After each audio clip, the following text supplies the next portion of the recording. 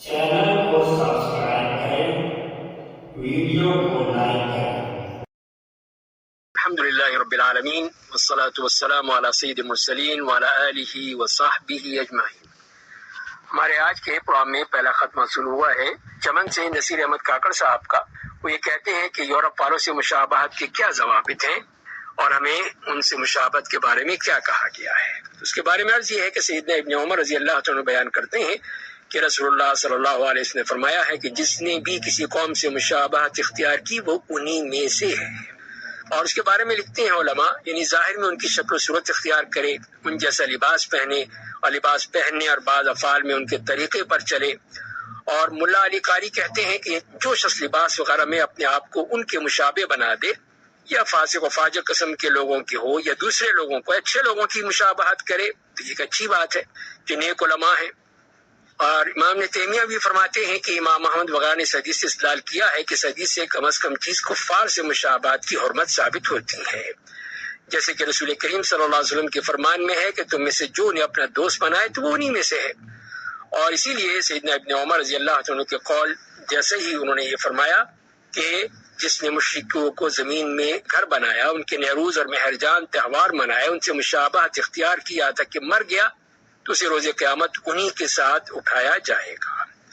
اور ابن عمر یہ بھی فرماتے ہیں کہ نبی کریم صلی اللہ علیہ وسلم نے اعاجم سے مشابہت اختیار کرنے سے منع کیا ہے، اور رسول کریم صلی اللہ علیہ وسلم نے فرمایا جس نے کسی قوم کی مشابہت کی تو وہ انہی میں سے ہے۔ اور پھر کفار سے مشابہت دو طرح کی ہے، ایک تو حرام ہے اور ایک مباح ہے۔ پہلی قسم جو حرام ہے وہ یہ ہے کہ کسی ایسے فعل کو سر انجام دینا جو کفار کے دین کے خصائص میں سے ہے اور اس کا علم بھی ہو اور یہ چیز ہماری شرع میں نہ پائی جاتی ہو تو یہ حرام ہے، اور بعض اوقات تو کبیرہ گناہ میں شامل ہو جائے گی، بلکہ دلیل کے حساب سے تو بعض اوقات وہ کفر تک چلی جائے گی، چاہے کسی شخص نے اسے کفار کی موافقت کرتے ہوئے کیا ہو یا پھر اپنی خواہش کے پیچھے چل کر کیا ہو، یا کسی شبہ کے بنا پر اس کے خیال میں لائے یہ چیز دنیا اور آخرت فائدہ مند ہے تو اس نے کر ڈالا ہو۔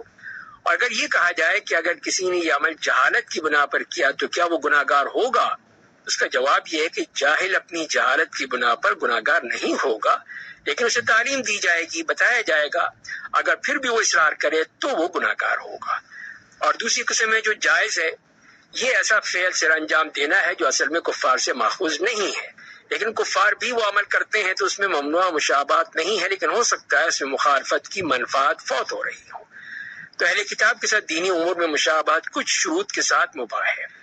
پہلی بات تو یہ ہے کہ وہ عمل ان کی عادات اور شعار میں شامل نہ ہوتا ہو جس سے ان کی کفار کی پہچان ہوتی ہو، یہ کہ وہ عمل اور امر ان کی شریعت سے نہ ہو اور اس کا ان کی شریعت میں ہونے کا کوئی ثقہ نقل ثابت نہیں کر سکتا ہو۔ مثلا اللہ تعالیٰ ہمیں اپنی کتاب میں قرآن کریم میں بتا دے یا پھر اپنے رسول کی زبان سے بتا دے یا متواتر نقل سے ثابت ہو جائے، جیسے کہ پہلی امتوں میں سلام کے بعد جھکنا جائز تھا، لیکن ہمارے یہاں اس طرح نہیں ہے۔ تیسری بات یہ ہے کہ ہماری شریعت میں اس کا خاص بیان نہ ہو، لیکن اگر موافقت یا مخالفت میں خاص بیان ہو تو ہم اس پر اکتفا کریں گے جو ہماری شریعت میں آیا ہے۔ اور چوتھی بات یہ ہے کہ یہ موافقت کسی شرعی امور کی مخالفت کا باعث نہ بن رہی ہو۔ اور پانچویں بات یہ کہ ان کے تہواروں میں موافقت نہ ہو۔ اور چھٹی بات ہے کہ اس میں موافقت مطلوبہ ضرورت کے مطابق ہو، اس سے زیادہ نہ ہو۔ تو یہ ہیں وہ چیزیں بتا دی ہیں، اور اس کا اصل مقصد یہی ہے کہ مسلمانوں کا اپنا جو ایک تشخص ہے اور ایک ان کا اپنا ایک اظہار ہے وہ ایک مستقل رہنا چاہیے کہ جس سے معلوم ہو کہ یہ مسلمان ہے۔ اگر وہ ان کی طرح ہی تمام اعمال کرے گا تو ہو سکتا ہے کسی کو یہ شک ہو کہ یہ بھی غیر مسلم ہے اور وہ غیر مسلموں جیسا اس کے ساتھ سلوک کرے۔ تو دنیا میں اگر اس طرح کی بات ہو سکتی ہے تو آخرت میں بھی ہو سکتی ہے، جیسے کہ خود رسول اللہ صلی اللہ علیہ وسلم نے بتا دیا ہے۔ تو اسی لیے پھر ہمیں چاہیے کہ ہمیں اگر کسی مسلمان ملک کے شہری ہیں تو ہمیں پھر وہی اختیار کرنا چاہیے جو کہ ایک مسلمان لباس پہنتے ہیں، جو وہی اس کے مطابق اپنا حلیہ بناتے ہیں اور اپنی تمام چیزوں میں وہی چیز استعمال کرتے ہیں۔ تو اس میں وہی چیز دیکھ لیں جو میں نے شرائط بتائی ہیں، انہی کی روشنی میں ہم اپنے اس عمل کو پوری طرح دیکھ سکتے ہیں، چیک کر سکتے ہیں، تبھی ہمارا عمل جو ہے وہ صحیح ہوگا یا غلط ہوگا۔ دوسرا خط ملا ہے حیدرآباد سے مصباح صدیقی صاحب کا۔ وہ یہ کہتے ہیں کہ میرے چہرے اور کندھوں پر بہت زیادہ دانے نکلے ہوئے ہیں، ان میں کبھی کبھی سوزش ہو جاتی ہے، پھر ان میں سے خون، کبھی زرد سیال مادہ اور کبھی بھی کچا لہو نکلتا ہے۔ ان سے نکلنے والا خون بسا اوقات میرے کپڑوں کو بھی لگ جاتا ہے، تو کیا نماز پڑھنے سے پہلے مجھے یہ لباس تبدیل کرنا ہوگا؟ تو جواب میں یہ ہے کہ جو سبیلین یعنی دونوں شرمگاہوں کے علاوہ کہیں اور سے نکلنے والے خون کے بارے میں اہل علم کا اختلاف ہے کہ کیا وہ نکلنے والا خون سے وضو ٹوٹ جاتا ہے یا نہیں، اور اس میں راجح موقف یہی ہے جو کہ ائمہ کرام نے اختیار کیا ہے کہ اس سے وضو نہیں ٹوٹتا، اور یہی چیز جو ہے امام ابن تیمیہ رحمہ اللہ نے بھی اختیار کی ہے۔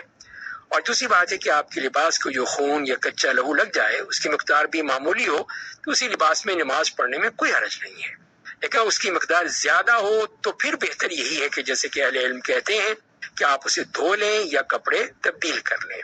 تو اس لیے کہ یہ بعض کہنے والے یہ بھی کہتے ہیں کہ شرمگاہوں کے علاوہ باقی جسم سے جو نکلتا ہے خون وہ پاک ہوتا ہے، نجس نہیں ہوتا،